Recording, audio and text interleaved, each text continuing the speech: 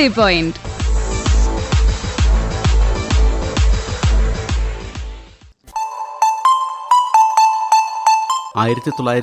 മുതൽ 1932 വരെയുള്ള കാലത്ത് 15 ടെസ്റ്റുകളിൽ നിന്നായി ബ്രാഡ്മൻ 2227 റൺസാണ് എടുത്തിരുന്നത്. റൺ ശരാശരി 131.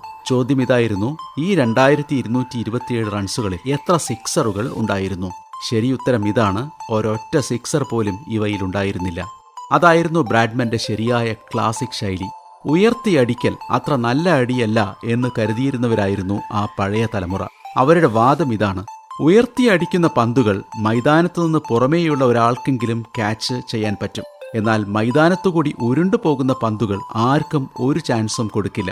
അതിനാൽ അക്കാലത്ത് ക്രിക്കറ്റ് പരിശീലകർ കുട്ടികളെ ബൗണ്ടറി അടിക്കലാണ് നല്ലത്, സിക്സർ അല്ല എന്ന് പറഞ്ഞു കൊടുക്കുമായിരുന്നു. ബ്രാഡ്മൻ ആ പഴയ ശൈലിയിലാണ് കളിച്ചിരുന്നത്. പക്ഷേ മറ്റൊരു കാര്യമുണ്ട്, ഇന്ത്യയുടെ സച്ചിൻ ടെണ്ടുൽക്കർക്ക് എത്ര തരം ഷോട്ടുകൾ അടിക്കാൻ അറിയുമായിരുന്നോ അത്രയും തരം ഷോട്ടുകൾ ബ്രാഡ്മന്റെ ആവനാഴിയിലും ഉണ്ടായിരുന്നു. തന്റെ വാർദ്ധക്യകാലത്ത് ബ്രാഡ്മന്റെ വീട്ടിലും ടെലിവിഷൻ വന്നു. അതിൽ ക്രിക്കറ്റ് കളികളും പ്രക്ഷേപണം ചെയ്തിരുന്നു.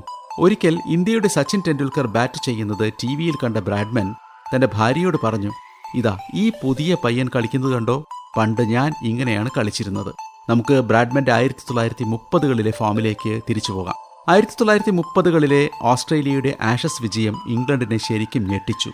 ഇംഗ്ലണ്ടിന് മികച്ച ടീമുണ്ടായിരുന്നു. ലാർവുഡിനെ പോലുള്ള ഒരൊറ്റ ഫാസ്റ്റ് ബോളർ മതി ഏത് ടീമിനെയും തവിട് പൊടിയാക്കാൻ. Jack Hobbs, Walter Hammond, Duleep Singh ji എന്നിവരടങ്ങുന്ന ഉഗ്രൻ ബാറ്റിംഗ് നിര. പക്ഷേ ബ്രാഡ്മന്റെ കളി എല്ലാ പ്രതീക്ഷകൾക്കും കണക്കുകൂട്ടലുകൾക്കും അപ്പുറമായിരുന്നു. വേറൊരു തരത്തിലും ഇത് പറയാം, ബ്രാഡ്മൻ ഇല്ലായിരുന്നെങ്കിൽ ഇംഗ്ലണ്ട് തന്നെ ജയിക്കുമായിരുന്നു. ഇംഗ്ലണ്ട് അങ്ങനെയാണ് തങ്ങളുടെ പരാജയത്തെ വിലയിരുത്തിയത്. അതായത് അതെ, ഇനിയാണ് ലോക ചരിത്രത്തിലെ ഏറ്റവും വലിയ ക്രിക്കറ്റ് ഗൂഢാലോചന വരുന്നത്. ബ്രാഡ്മനെ ഏത് വിധേനയും തല്ലി താഴെയിടണം.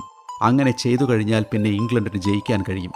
1932-33 കാലത്തെ ഓസ്ട്രേലിയൻ പര്യടനത്തിന് ഒരുങ്ങുന്ന ഇംഗ്ലണ്ടിന്റെ നിയുക്ത ക്യാപ്റ്റൻ ഡഗ്ലസ് ജാർഡൈൻ, അദ്ദേഹത്തിന്റെ നേതൃത്വത്തിൽ ചില ആളുകൾ ലണ്ടനിലെ പഞ്ചനക്ഷത്ര ഹോട്ടലായ പിക്കാഡിലി ഹോട്ടലിൽ ഒത്തുകൂടി.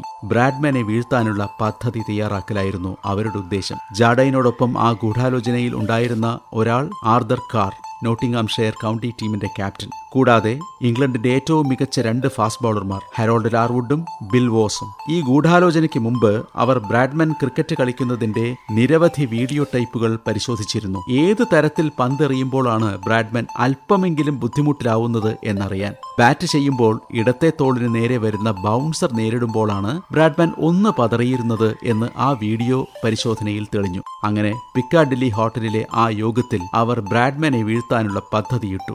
ഇതിന്റെ കൂടുതൽ വിവരങ്ങൾ അടുത്ത സില്ലി പോയിന്റിൽ.